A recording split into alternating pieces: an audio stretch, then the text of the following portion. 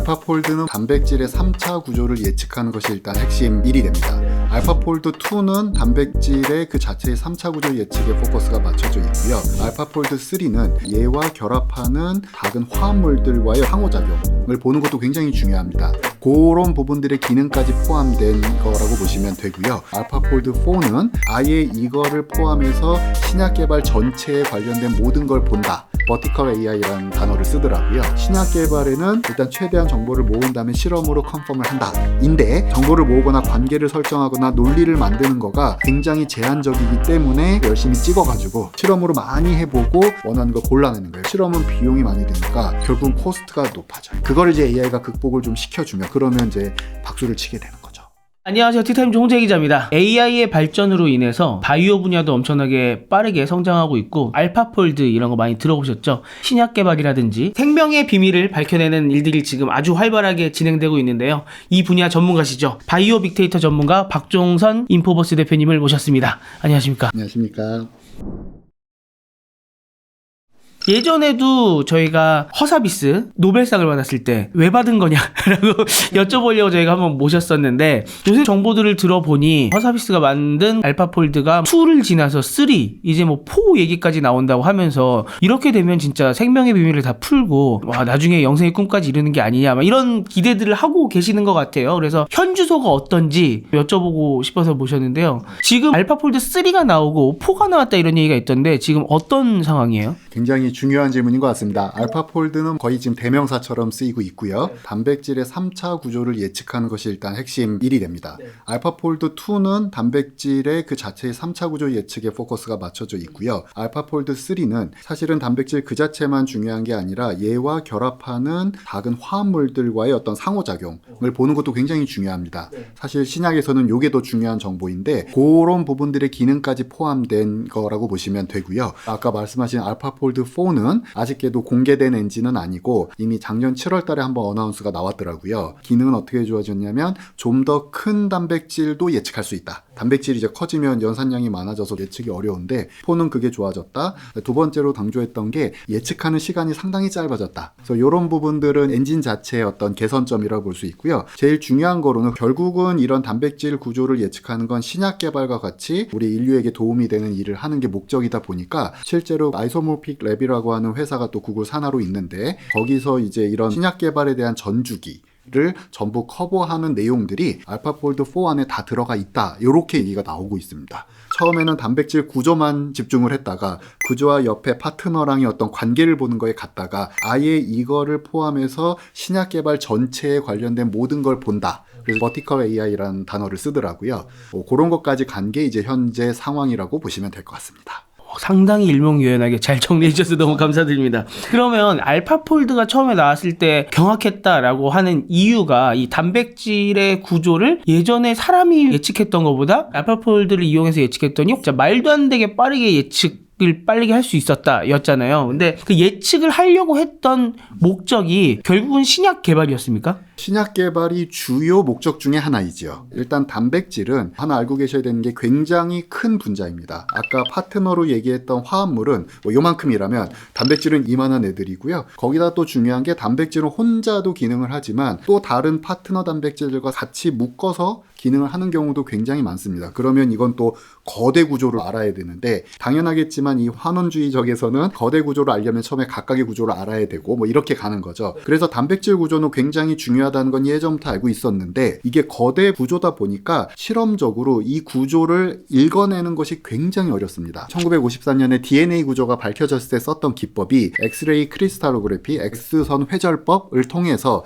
그 이중나선 구조를 밝혔는데요. DNA도 굉장히 큰 분자이지만 얘는 반복적이에요. 근데 단백질은 크기는 좀 더 크고 복잡도가 더 높은 게 단백질입니다. 그래서 실험적으로 이 구조를 밝히는 게 굉장히 어려운데 이걸 이제 결정화해서 엑스레이를 쏴줘야 되는데 결정화가 잘 안 되고요. 결정화가 된 거는 단백질이 갖고 있는 수많은 구조 중에 한 구조예요. 결정하라고 하면은 사진 찍을 테니까 잠깐 스톱 하는 거예요? 우리 그 왜 소금물 녹였다가 다시 침전시키면 소금 결정이 만들어지지 않습니까? 그거 딱 그 결정합니다. 거대 분자도 그런 식으로 결정화가 가능한데 가능은 하죠. 조건 찾기가 매우 어렵죠. 수많은 박사 과정생들이 눈물을 흩뿌리면서 실패한 케이스들이 수두룩 하고요. 그 다음에 또 엑스레이 크리스탈로그래피를 하는 데 있어서 굉장히 그 고에너지 엑스레이가 필요합니다. 우리나라 이제 포항에 방사선 가속기가 있어서 사용할 수가 있는데 그런 식의 제약 조건들 때문에 지금까지 밝혀진 구조가 약 24만 건인데요. 이 24만 건이 얼마나 작냐면 지금 우리가 이제 유전체 등등을 통해서 알고 있는 주요 생물들, 사람을 포함한 주요 생물들의 단백질의 수, 그러니까 뭐 유전자의 수라고 보시면 됩니다.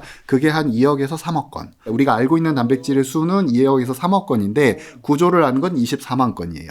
빙산의 일각이네요. 맞습니다. 근데 이 속도가 문제는 너무 느려요. 절대 이렇게 늘어나지도 않고 리니어로 가지도 못하는 그런 정도라고 보시면 됩니다. 그런데 이런 AI의 도움을 받으니까 이게 올라가고 있는 거예요. 그래서 예측을 통해서 그 나머지 빈대를 몽땅 메꾸는 거죠. 그게 이제 알파폴드가 그 당시 굉장한 그 파장을 주었던 일이고 그게 노벨상까지 이어진 일이고요. 그러면 알파폴드가 1에서 2, 3, 4로 가는 그 길을 보면 알파폴드가 풀었지만 24만 건 내에서 풀었을 거고 2억, 3억까지 빨리 가야 되는데 알파폴드 1으로는 뭔가 부족한 게 있어서 그쪽으로 가는 겁니까? 아니면 또 다른 목적을 풀기 위해서 지금 2, 3, 4로 가는 겁니까? 일단은 첫 번째로 예측입니다. 예측은 얼마나 정확하냐는 거는 사실 계속 끊임없는 일인 거죠. 그러니까 중요한 거는 우리가 알고 있는 게 달랑 24만 건이라 이걸로 학습을 한 거예요. 그러니까 나머지 예측한 애들을 맞는지 틀린지를 확인하는 건 아직도 가야 될 길이 멉니다. 그래서 처음에 알파폴드도 아마 한 3개 정도의 단백질을 예측을 해서 그거를 알고 있는 거랑 비교를 해서 굉장히 잘 맞는다. 이런 식의 이제 평가를 한 것이고요. 그러다 보니까 나머지 미지의 영역에 대한 건 사실 정확도에 들어가 있지는 않은 이제 그런 상황입니다. 그러니까 예를 들어서 우리가 태양계에 대해서는 어느 정도 알고 있잖아요. 그래서 알파폴드라는 애가 나와서 우린 태양계에 대해서 알고 있으니까 얘 보고 태양계를 예측해봐 라고 했더니 예측을 한 게 생각보다 되게 잘 맞네. 그러면 우리가 태양계 밖도 예측할 수 있지 않을까? 근데 예측을 해도 어차피 우리는 관찰을 정확하게 못하니까 맞는지 안 맞는지 정확히 모르는데 태양계에 대해서 얘가 100% 맞게 예측을 하면 그럼 이 바깥에 얘가 예측하는 것도 거의 다 맞다고 볼 수 있지 않겠냐 이렇게 생각을 하는 겁니까? 맞습니다. 정확하십니다. 미지의 영역은 미지의 영역이에요. 와, 그거는 근데 이 알파폴드가 나중에 저는 정확해요 라고 예측을 하더라도 관측하는 데까지는 또 시간이 엄청 오래 걸리겠네요. 혹은 불가능할 수도 있습니다. 그래서 실제로 이 머신러닝, 딥러닝 엔진들의 평가가 요거는 이제 다들 알고 계시긴 하는데 초기에는 우리가 알고 있는 데서 테스트를 해서 F1 스코어가 0.9가 나왔다. 막 박수를 치지만 바깥 거도 0.9가 보장이 됩니까 하면 당연히 아니죠. 여기 우리가 알고 있는 거에서 이게 가장 큰 부분입니다. 그래서 실제로 통계에서도 외삽이 있지 않습니까? 내삽은 상대적으로 평가도 하기 쉽고 좋은데 외삽의 경우는 어려운 부분이에요. 사실 바이오가 이 외삽이 너무너무 많습니다. 99.99%가 다 외삽이라고 보시면 돼요. 그러면 3에서 4 왔다 갔다 한다는 거가 혁신적이다라는 계속 이야기들이 나와서 저희도 그걸 이해하고 싶으니까 그걸 좀 더 자세하게 한번 설명을 해주시면 저희가 공부를 해보도록 하겠습니다. 알겠습니다. 예측은 아까 말씀드린 거가 거의 다일 것 같고요. 나머지는 다 기술적인 문제니까. 신약 개발 트랙 쪽은 버티컬 AI라는 단어를 많이 쓰는데 왜냐하면 단백질 구조와 그 옆에 있는 파트너의 상호작용만 안다고 해서 약이 개발되느냐? 그렇진 않습니다.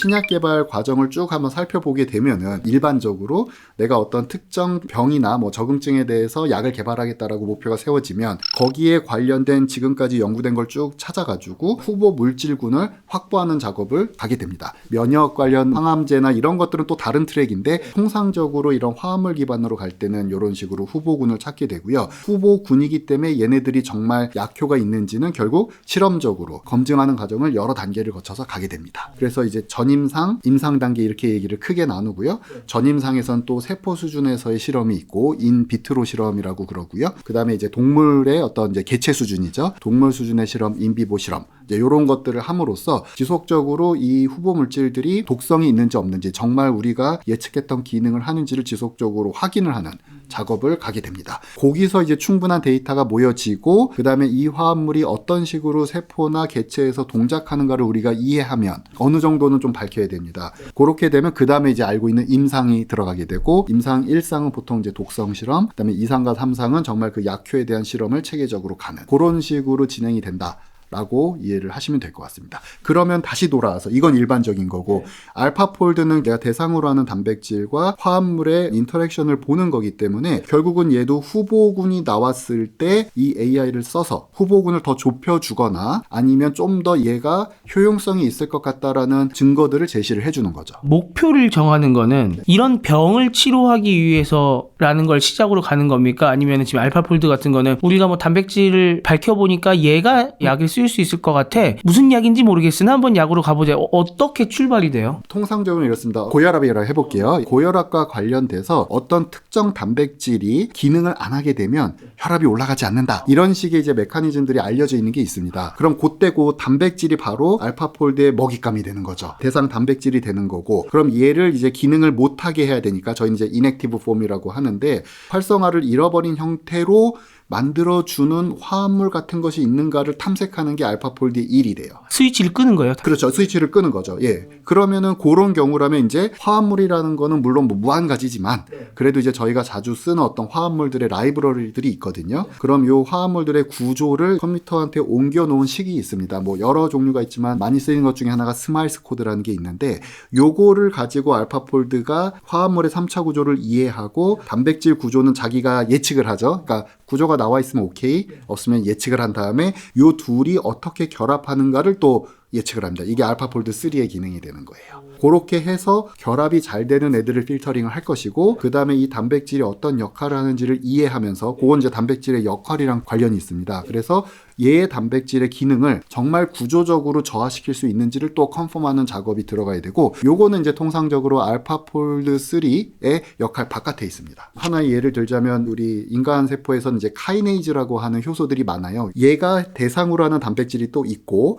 거기에 인상기를 붙이는 그런 역할을 합니다. 인상기를 붙이면은 그 다음에 단백질의 기능을 하든지 못하든지 아니면 이걸 시그널로 삼아서 또 다음 단계로 내려가든지 이런 것들이 이제 분자생물학에서 많이 알려진 과정인데 아까 카이네이즈가 인액티브가 됐다라는 건 얘가 그 대상으로 한 단백질의 인상기를 못 붙이게 되는 어떤 상황이 돼야 되는 거고 그러면 그거는 구조가 어떻게 변했다는 건 알파폴드는 모르지만 이미 분자생물학자들이 요게 어떤 식으로 인터랙션해서 요게 이렇게 딱 인상기가 들어간지를 알고 있기 때문에 그거로부터 추론을 하는 거예요. 여기 이렇게 파켓이 있는데 얘가 찌그러지게 되면 이 단백질이 못 들어오니까 아마 그 기능을 못 할 거야. 이런 식으로 이제 추론을 하는 과정을 거치고 그걸 또 실험으로 다 검증을 합니다. 그래서 이런 지금 얘기들은 알파폴드의 구조 데이터를 가지고 우리가 추론은 해볼 수는 있지만 알파폴드 자체의 역할은 아닌 거죠. 또 새로운 정보들이 계속 들어온 이제 그런 상황으로 이해를 하시면 되겠습니다. 네.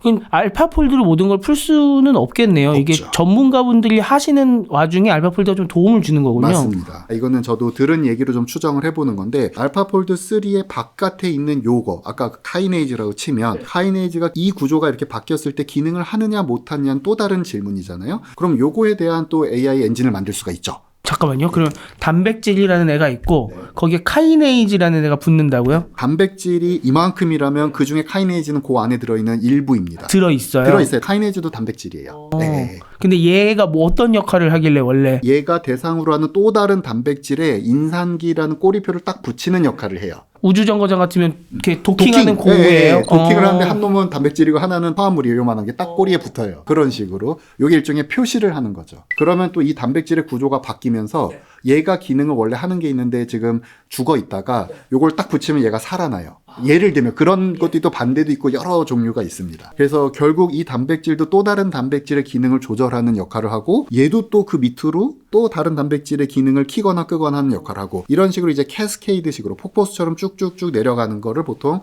시그널 트랜스덕션 패스웨이라고 하는데 그런 메커니즘들이 이제 이 사람 세포에 많이 알려져 있어요. 그럼 궁극적으로 이렇게 가서 어떤 특정 기능을 하게 되는 뭐 이것도 하나의 예입니다. 자, 그럼 다시 돌아와서 알파폴드는 아까도 했지만 구조만 봐요. 지금처럼 이런 기능에 대한 건 없죠. 근데 만약 우리가 요 카이네이즈 하나만 예를 들어서 그 녀석의 그런 기능이 활성화돼 있냐 안 돼 있냐를 예측하는 엔진이 있으면 요건 알파폴드는 바깥이지만 둘을 연결을 하면 적어도 요 카이네이즈라고 하는 타겟에 대해서는 정보를 하나 더 얻을 수가 있죠. 이런 식으로 여러 AI 엔진들을 순차적으로 혹은 뭐 서로 네트워크로 묶어서 우리가 원하고자 하는 답에 더 가까워지는 그 일련의 과정들이 연결이 되면 이게 아까 했던 버티컬 AI 같은 구조가 되는 겁니다. 이런 과정들을 많이 거쳐서 신약 개발의 목표에 해당하는 것까지 가면 얘는 이제 완전히 유용한 파이프라인이 되죠. 단 아까도 느끼셨겠지만 완전히 일반화된 AI 엔진을 만들 수는 아마 없을 겁니다. 신약 개발의 골은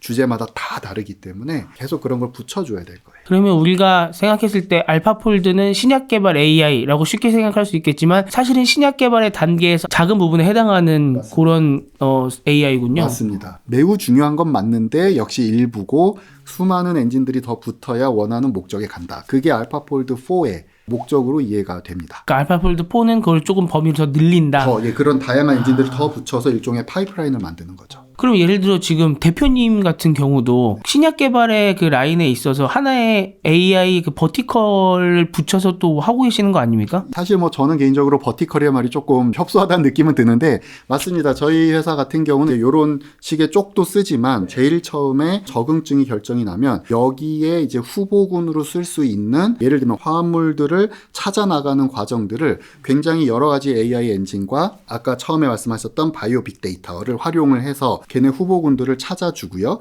저희는 찾아주는 걸로 끝나지 않고 왜 요즘 많이 이슈가 되는 XAI, 설명 가능한 AI처럼 그게 왜 우리 후보군으로 뽑혔는지 근거들을 전부 제시를 하는 그런 이제 플랫폼을 개발하고 활용을 하고 있는 그런 상황입니다. 후보군으로 뽑히는 거를 검증한다. 그거는 이제 컴퓨터상에서 인실리코로 검증을 하는 작업을 거치는 거죠. 그러면 제가 질문을 이렇게 한번 드려볼게요. 신약 개발까지 가는 단계를 아까 설명을 해주셨잖아요. 신약 개발까지 가는 단계에 있어서 지금 대표님이 만들고 계시는 거는 아무튼 보니까 알파폴드라는 거를 엔진으로 사용할 수 있는 뭔가 얘가 LLM이라고 하면은 그 위에 얘도 쓰고 해서 뭐 우리가 만든 것도 쓰고 해서 조금 더 그 위에 상위 플랫폼처럼 좀 느껴지는데 그럼 알파폴드가 지금 하고 있는 거 그다음에 지금 알파폴드도 여기다 붙여서 또 자기네들도 플랫폼처럼 좀 더 커지고 싶다는 거잖아요. 그러니까 알파폴드가 지금 담당하고 있는 영역 지금 대표님이 만드시는 게 담당하고 있는 영역 그다음에 여기에서 신약 개발까지 가려고 하면은 뭐가 더 있어야 되는지를 한번 조금 설명을 들으면 각자의 역할을 제가 조금 더 이해할 수 있을 것 같습니다. 알파폴드가 해서 신약 개발을 가는 전체를 만약 생각한 대로 놓으면은 저희 플랫폼은 이 과정을 다 포함하면서 플러스로 신규 후보 물질을 탐색하는 또 다른 방법들이 더 추가가 돼 있다. 요렇게 보시면 될 것 같습니다. 개념적으로는 그렇고요. 그래서 말 그대로 지금까지 우리가 접근 가능한 모든 종류의 정보, 그러니까 생물과 관련된 정보, 저희가 그걸 바이오 빅데이터라고 정의를 하는데 걔네들을 최대한 써서 그다음 두 번째는 우리의 목적에 맞는 후보군을 찾기 위한 구체적인 논리, 그러니까 분석 과정이죠.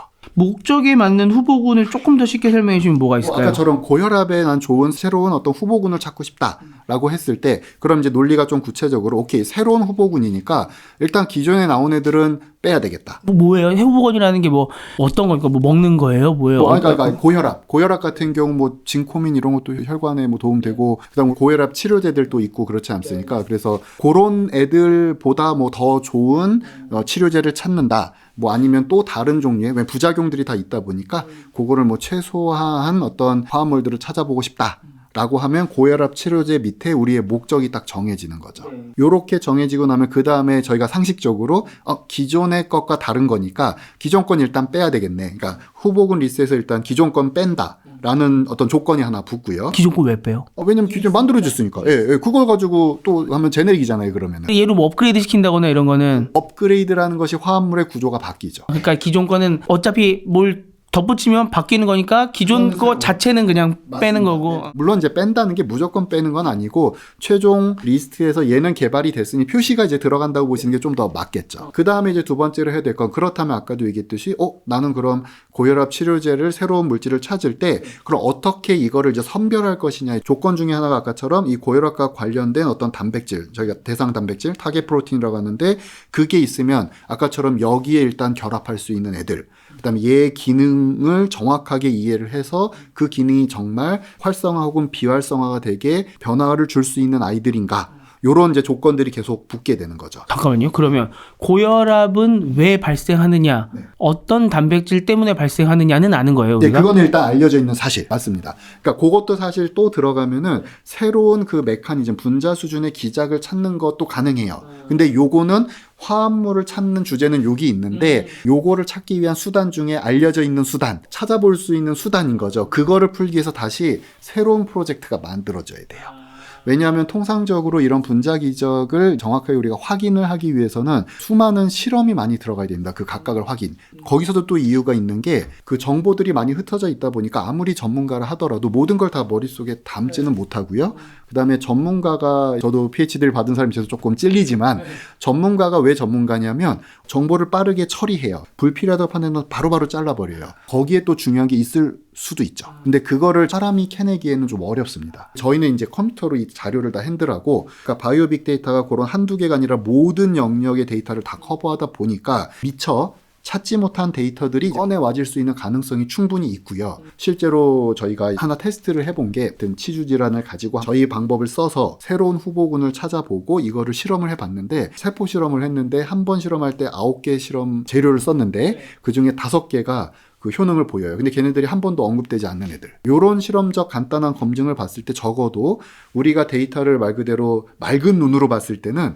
놓치고 있는 게 굉장히 많을 수 있다. 충분한 이제 개연성이 있는 거죠. 자, 그러면 전문가가 5년, 10년을 거쳐서 새로운 패스웨이를 만들어 나가는 거를 하는 데 있어서 저희의 또 이 솔루션을 쓰게 되면, 그러면 또 미처 놓쳤던 것들이 쫙 나오니까 전문가가 이걸 한 번 더 보게 되면 빠르게 그 실험 시간도 줄이고 예상하지 못했던 애들도 탐색할 수 있고, 그래서 새로운 메커니즘이 밝혀지면 다시 이 녀석이 아까 신약 개발하는데 이번에 두 번째 조건으로 탁 들어오게 되는 이런 과정을 거치게 되죠. 그래서 실제로 저희는 데이터를 이렇게 분석하는 플랫폼도 당연히 제공을 하지만 또 하나 생각하고 있는 게 협업하는 환경을 갖추자라는 게 두 번째 목적입니다. 여기서의 협업은요, 전문가 사이에서 협업 당연히 오케이, 전문가와 AI와도 협업을 할 수 있고요. 이 AI가 협업이 되려면 아까 얘기했던 바이오 빅데이터가 밑에서 받쳐줘야 돼요. 그렇게 되면 AI가 정보를 정확하게 알고 있는 상황이 되기 때문에 다양한 가설들을 전문가와 디스커션을 해서, 가설 자체에서도 전문가이기 때문에 놓치는 부분이 있거든요. 그걸 얘가 보강해 주는 거예요. 근거 이씨. 그렇게 되면은 미지의 세계를 탐색하는 데 있어서 지금의 방법보다 훨씬 더 풍부하게 다양한 어떤 방법들을 고려하면서 좀 더 효율적으로 갈 수 있는 길이 열리게 되겠죠. 역시 이거는 신약 개발을 탐색할 때도 당연히 적용이 되겠죠. 아까 이 조건을 탐색할 때 사람이 사실 다 알 수는 없잖아요. 저희도 모든 경우의 수를 다 제공할 수는 없어요. 조합은 무한대예요. 그렇기 때문에 AI, 흔히 얘기하는 요즘 LLM의 논리 기술을 또 써가지고 그걸 가지고 또 결합을 시킬 수 있는 그런 것까지도 지금 계획에 다 들어가 있는 상황입니다. 제가 어느 정도 이해했는지 한번 시도를 해본다고 하면은, 예를 들어 고혈압이라는 거를 우리가 치료하고 싶으면은 기존에 요런 단백질이 이런 메커니즘으로 인해서 요런 단백질 때문에 고혈압이 문제가 생기더라 라고 해서, 그러면 이미 밝혀져 있는 A 단백질, B 단백질, C 단백질 얘를 뭐 무력화시키거나 아니면 얘의 뭐 형태를 좀 바꾸거나 요렇게 하는 방법으로 지금 찾아나가고 있는 게 한 가지인데, 그 내에서 얘를 무력화시킬 때 화합물 가를 썼으면 지금 우리는 나를 써서도 얘를 무력화시키거나 아니면 더 잘 무력화시키거나 할 수 있지 않느냐라고 하는 게 지금 열심히 연구가 되고 있는 거고, 근데 고혈압의 문제점이 A 메커니즘만이 아니라 사실은 B도 있을 수 있는데 우리가 B는 아직 밝혀지지 않았고 확실히 몰라. 근데 지금 아까 생물 정보를 이 바이오 이 빅데이터를 굴리다 보면 A 메커니즘이 아닌데 얘를 쓰니까 고혈압이 괜찮아졌어. 그러면 얘는 분명 A 메커니즘이 아닌 뭐 B, C 메커니즘 중에 하나일 것 같은데 얘가 왜 고혈압에 괜찮은지를 이걸 밝혀보자라고 해서 새로운 메커니즘이 태어날 수도 있다라고 하는 말씀입니까? 맞습니다. 그것도 들어가고 그게 다시 원래 질문의 또 하나의 수단으로 들어오고, 예, 그런 식으로 서로 엮여 있는 거죠. 그럼 지금 알파폴드가 단백질의 구조를 예측하는 거는, 여기서 지금 신약 개발을 가고 있는 거는 최초에 이미 메커니즘이 밝혀 있는, 고혈압을 치료하려면 이렇게 해야 되라고 메커니즘이 밝혀 있는 곳에서 새로운 물질을 찾아낸다거나 여기에 쓰이고 있는 거예요? 맞습니다. 거기까지입니다. 그리고 아까도 얘기했지만 결합을 해도 이 단백질이 어떤 영향을 주신지 또 몰라요. 그건 아까 얘기했지만 또 다른 영역. 그래서 계속 알파폴드도 범위를 넓혀가는 거죠. 그러면 우리가 지금 AI를 활용해서 신약 개발을 하고 그다음에 사람의 몸을 치료하고 하는 방법을 찾아나가는 방법이 더 많이 있겠지만 크게 봐서는 이미 밝혀진 방법 내에서 더 좋은 방법을 찾아가는 것.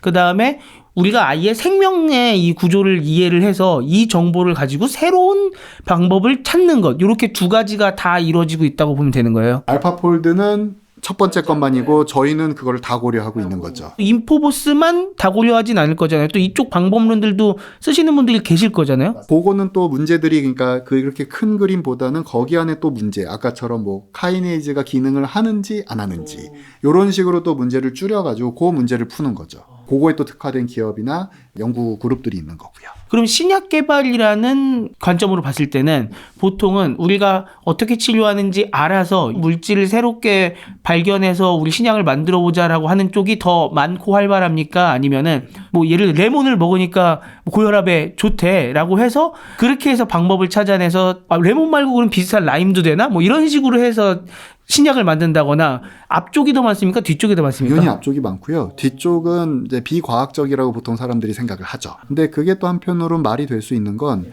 아까처럼 이렇게 분자 수준이라고 보통 하는데 거기까지 내려갈 때의 단계가 어마무시해요. 그리고 가다가 모르겠는데로 가요. 예를 들면 특정 화합물이 한 개가 그 어떤 기능에 작용한다라고 할 수는 없거든요. 이게 되게 센 가정이에요. 단백질이랑 화합물이 붙어서 고혈압에 영향을 준다라는 이 말이 굉장히 강한 가정입니다. 그 안에는 수많은 변수들이 있어요. 왜냐면 화합물이 A 단백질만 붙겠습니까? B, C, D로 붙는데 B는 고혈압을 안 일으키는 애예요. 근데 얘를 망가뜨려서 고혈압을 일으킬 수도 있는 거잖아요. 예를 들자면. 그러니까 얘네들의 기능은 또 다 모르거든요. 근데 기능이 또 아까도 했지만 단백질 하나만이 아니라 여러 단백질들이 모여서 만들어질 수도 있고요. 그 다음에 얘가 직접 기능을 하는 게 얘가 쿠션을 띡띡 여러 개를 거쳐서 갈 수도 있고요. 벌써 요 가능성만 하더라도 끝도 없는 상황인데 레몬이 좋다. 그거는 팩트예요. 우리가 경험상으로 확실히 했고 뭐 한의학이나 데서 많이 쓰죠. 그런데 그것이 과연 이 분자 수준에서 다 해석이 될 수 있느냐? 거의 다 안 됩니다. 그렇기 때문에 이제 비과학이라고 일단 밀어놓는 거고 사이언티픽한 관점에서는 그게 합리적인 선택이죠. 그런데 이렇게 신규로 찾을 때는 그 데이터를 마다할 이유는 없는 거예요. 우리가 클루가 있으면 그리고 아까 얘기했듯이 지금 우리가 알고 있는 지식으로는 없다라고 나오지만 이게 옆으로 또 간접적으로 뭔가 영향이 있을 수도 있지 않을까요? 근데 그거를 탐색하는 건 어려운 게 사람의 인지가 지금 저희가 정보라고 해서 나와 있는 거를 다 커버하지 못해요. 한 번에 말 그대로 메모리에 로드가 안 돼요, 머릿속에. 그러다 보니까 놓치는 게 많아서 비효율이니까 버려요. 안 하는 거예요. 그걸 저희가 만약 해드릴 수 있으면 뭔가 새로운 게 나왔다면 그럼 땡큐 한 거죠. 안 해볼 이유는 없죠. 그러면 지금 비과학이라고 있는 이 분야가 그냥 조금 제 생각에서 대입한다고 하면 사실 한의학 같은 경우는 이거 다려 먹으니까 몸에 좋더라. 그래서 어떤 분들은 난 너무 잘 맞아. 근데 어떤 분은 또 안 맞아. 근데 이게 어떤 성분이 어떻게 영향을 미치는지 정확히 잘 모르는 것 같아. 그래서 이거 서양의학에서 받아줄까 말까 약간 이런 느낌으로 들리는데 예를 들어서 이게 좋더라. 이걸 먹으면 좋더라라고 하는 게 나중에 밝혀지고 나면 이게 과학으로 들어오는 거잖아요. 그렇죠. 그러면 지금 이미 밝혀져 있는 메커니즘들 있잖아요. 고혈압에는 이 단백질이 이걸 뭔가 바꾸는 게 메커니즘이 있어야 되더라 라고 하는 걸 찾을 때는 어떻게 찾았었어요? 그러니까 그거는 아주 순수하게 분자생물학 관점으로 들어갔을 겁니다. 지금 예제가 이제 명확한 건 아니라 제가 명확한 정보를 드릴 수는 없지만 이제 상상을 해보면은 보통 이런 거예요. 우연히 어떤 화합물이 A라는 단백질에 결합을 하는 걸 알았어요. 근데 그 당시엔 이게 고혈압 이런 걸 몰랐었고 근데 요거를 뒤에서 이제 연구를 계속하면서 파보니까 B로 가고 C로 가고 D로 가고 이렇게 서로 연관이 있는데 이 D 중에 D가 이 혈압을 조절하는 어떤 인자를 간접적 혹은 직접적으로 건드리는 듯해 라는 이제 단서를 얻었어요. 거기까지 단서 일단. 그런데 이제 또 다른 연구자가 그 논문을 보고선 진짜야? 한번 해볼까? 해서 쥐 실험으로 예를 들면 혈압을 하는 모델이 있기 때문에 그 쥐를 갖고 와서 물질을 쳐본 거예요. 그랬더니 야 혈압이 낮아져. 효과가 있는데 여기까지는 한의학스럽죠. 자 낮아지지. 자 파보자. 왜 그러지? 라고선 계속 파다 보니까 DEF를 거쳐서 혈압이 낮아지네까지 하나하나 밝히게 됩니다. 보통 이게 10년 이상 걸려요. 이런 식으로 우연하게 좀 예상을 못했었는데 어떤 팩트들이 나오고 그게 사람의 어떤 인사이트를 자극을 해서 역으로 찾아보니까 정말 그런데 파보자. 그래서 파는 겁니다. 저야 뭐 이쪽 전공이 아니라 함부로 얘기하기엔 조금 그렇지만 개념적으로 보면은 한의학 분들이 이렇게 수천 년 동안 쌓아온 경험을 쌓는 것과 그렇게 다르지는 않을 수도 있지 않을까 싶은 생각도 좀 듭니다. 그럼 이제 AI가 왔기 때문에 그 과정에서 지금 이제 뭘 해준다고요? 알파폴드를 다시 갖고 와 볼게요. 아까 얘기했지만 지금 이 A라는 단백질이 B랑 상호작용을 한다라는 거를 우리가 확인하는 방법은 오로지 실험뿐이 없었어요. 이 실험이 뭐 엑스레이 회절법 같이 어려운 건 아니지만 상대적으로는 덜 어렵지만 그래도 손이 많이 가는데 이거를 만약 중간에 후보들이 쭉 있는데 알파폴드가 와서 야 예측해 보니까 또 5개 중에 3개가 하는 것 같아. 그것만 해볼래? 실험 5번 하는 거 3번으로 줄죠. 심지어는 이게 500개가 있는데 야 5개만 해봐. 100분의 1로 주는 거예요. 그런 도움을 줄 수 있는 거죠. 알파폴드는 오직 단백질 구조, 그다음 플러스 뭐 화합물이나 이런 애들의 상호 결합까지 볼 수 있으니까 3는 그거 문제들을 도움을 줄 수 있는 거죠. 그럼 이제 알파폴드도 있고 박종성 대표님이 계신 인포보스도 있고 이제 많은 지금 회사들이 이제 AI를 활용해서 각자의 분야를 AI로 시뮬레이션을 막 돌린다고 하면은 돌리면 되는 거 아닙니까 이제는? 근데 뭐가 또 문제인 거예요? 그렇죠.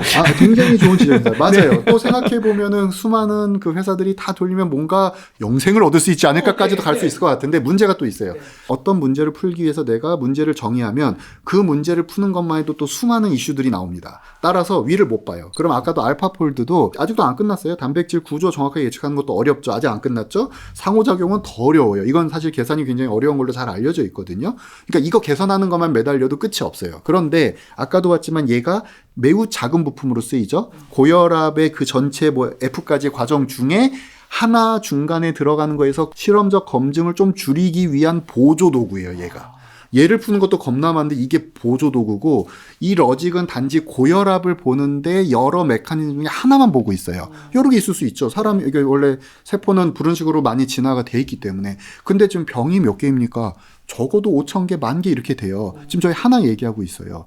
그럼 그거를 다 실행해 보세요. 아무리 회사가 많다고 한들 얼마나 빨라지겠습니까? 안 빨라져요.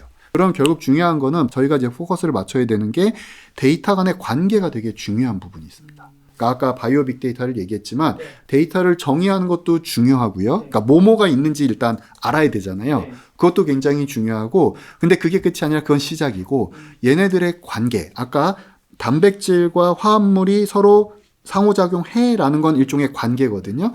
이런 작업들을 또 우리가 이거를 관계로 정의하고 이것들을 하나하나를 파는 것도 가야 되고요. 더 정확하게 예측하는 것도 가야 되고 한편으로는 브로드하게 데이터를 수집하는 것도 해야 돼요. 근데 이 브로드하게 하는 데 있어서 실험은 절대 못 따라옵니다. 또 다른 쪽에서 하이트루프 스크리닝, HTS라고 많이 얘기를 하는데 그런 실험 기법을 써요. 왜 로봇 가지고 막 반복 실험을 하잖아요. 왜 좋아요. 근데 그럼 그 실험을 하면 지금 우리가 알고 있는 전체 영역, 일종의 전체 집합을 다 커버할 수 있느냐? 아니요.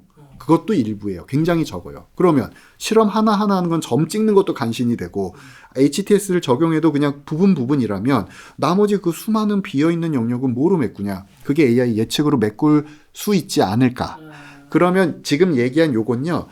바이오 빅데이터의 한 종류와 다른 종류의 관계를 지금 제가 얘기를 했어요. 바이오 빅데이터의 종류는 지금 저희가 이제 정리를 하고 있는데 적어도 분류만 16가지가 나오고요. 그 안에 적게는 수개에서 수십 종류의 엔터티, 그러니까 데이터의 종류가 정의가 돼요. 그냥 10개라고 치면 벌써 160종류의 데이터의 종류가 나오고요. 이 종류는 어떤 데이터 셋이 아닙니다. 종류고 그 안에 또 수많은 DB가 있고 그런 과정 하에서 그들의 관계를 생각을 해보면 쓰러지죠.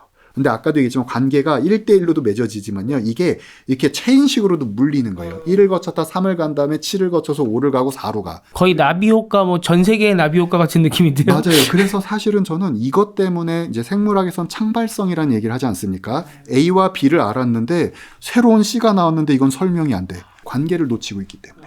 근데 관계를 알려면 엔터티, 데이터가 정의돼야 되는데 그걸 저희가 다 몰라요.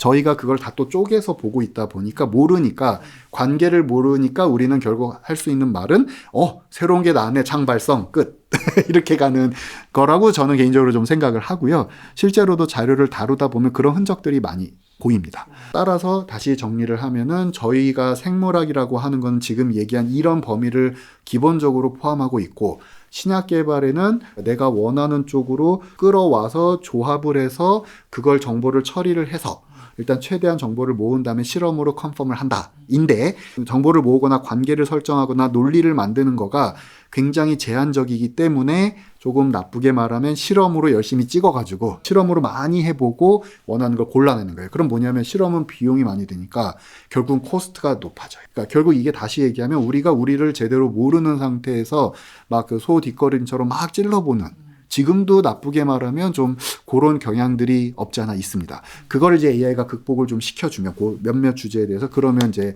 박수를 치게 되는 거죠. 지금까지 AI 없는 상태에서는 대체 어떻게 해온 겁니까? 어떻게 그 많은 경우의 수 중에서 소 뒷걸음질 쳐서 그렇게 맞은 것도 신기하네요.